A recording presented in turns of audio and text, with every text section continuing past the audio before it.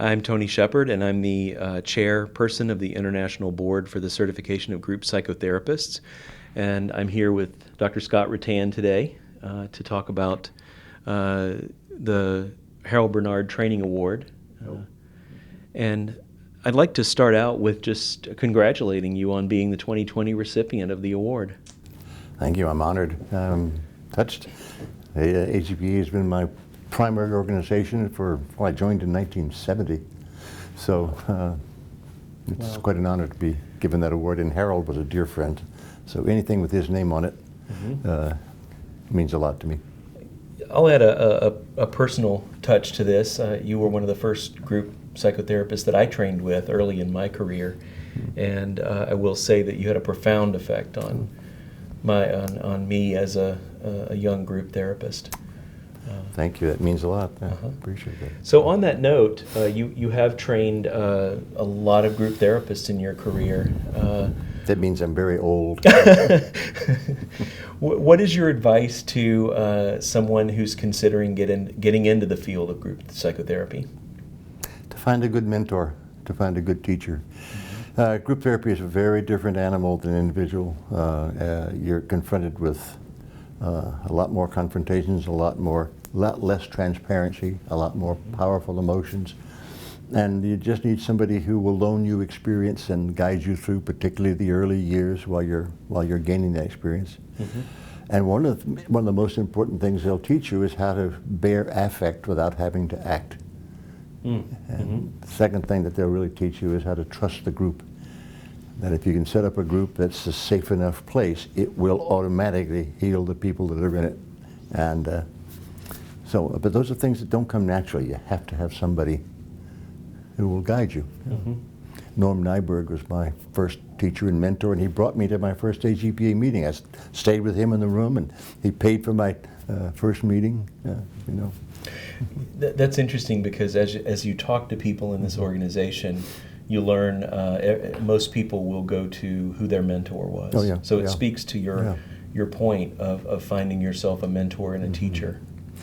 Mentors, the Greeks knew so much about people long before we did. The story of Mentor, the myth of Mentor is interesting. It's the story of a young boy who lost his father early in life, and one of the actually female gods came to earth in the form of a man named Mentor, precisely to teach him the things that a father would have taught him about how to live in the world. And so mentoring is a wonderful thing. It is. It is.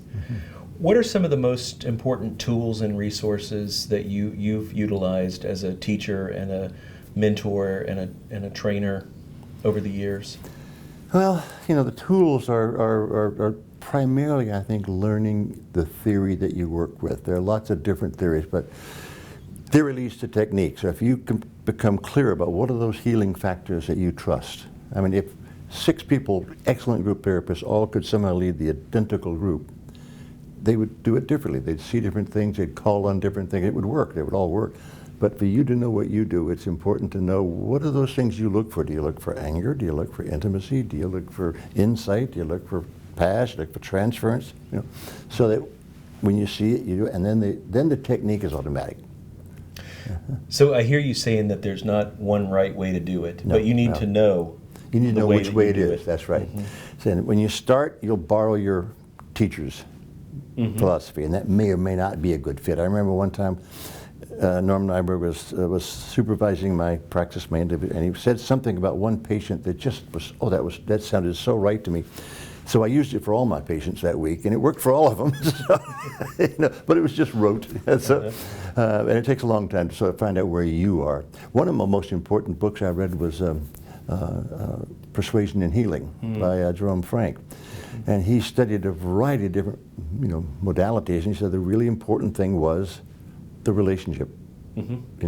That's what really was healing. That was the first book I read in graduate school. Yeah, great book. Yep. I mean, there's a recent study about, of all things, irritable bowel syndrome, and they were treating it with acupuncture, but it was a fake because half of the people got the acupuncture, the other half got fake. Nothing happened. It was just fake.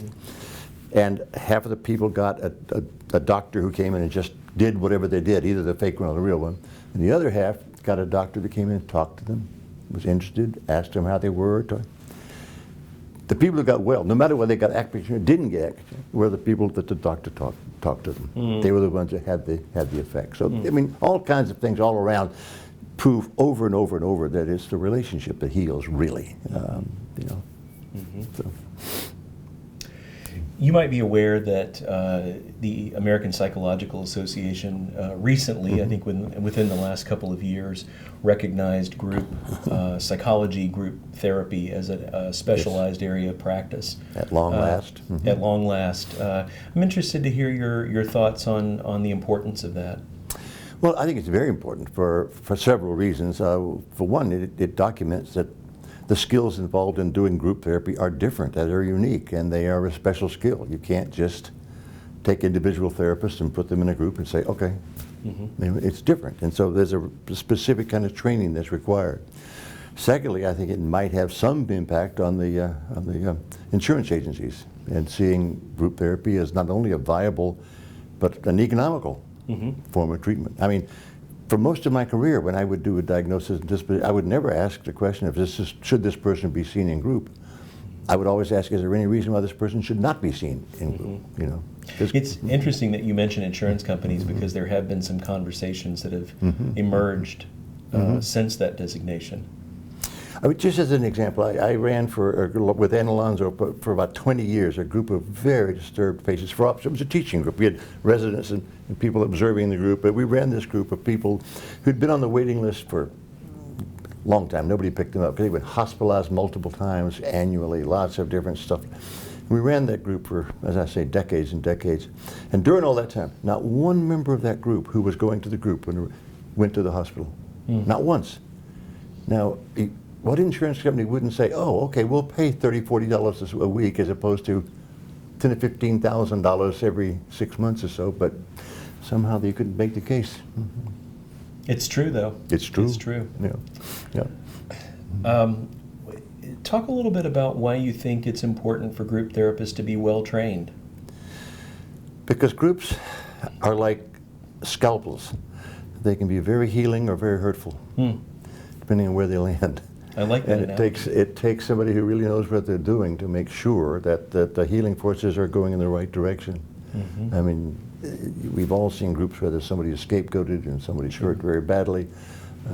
It's a delicate task. It's a serious task. It's not an easy task. Starting a group, I think, is one of the hardest things that we can do in this field, to get a group started.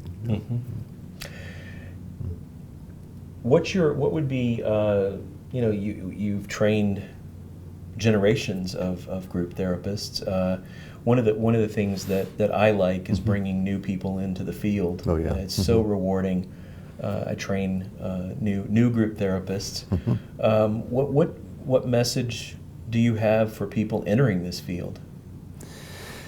If you ever have the opportunity, first of all, to come to AGPA, and to particularly be in an experienced group, and to see what it's like when run by nationally ranked, internationally ranked leaders. Secondly, if ever you have the opportunity to watch a group, Jerome Frank, for example, was Irv Yalom's first teacher, and the way Irv saw him was watching him through a small glass window run a group, and that's what turned Irv on.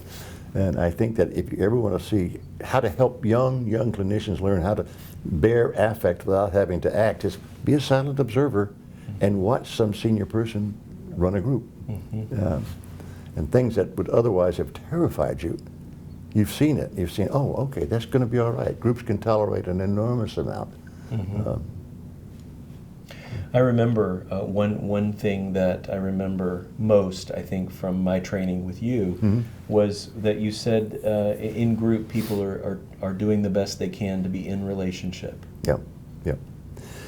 I think one of the things that's happened over time is that we've stopped being so, as theorists, interested in sort of intrapsychic, what's going on in the individual parts of self, and realizing more and more that if people can love and be loved, they're going to be healthier.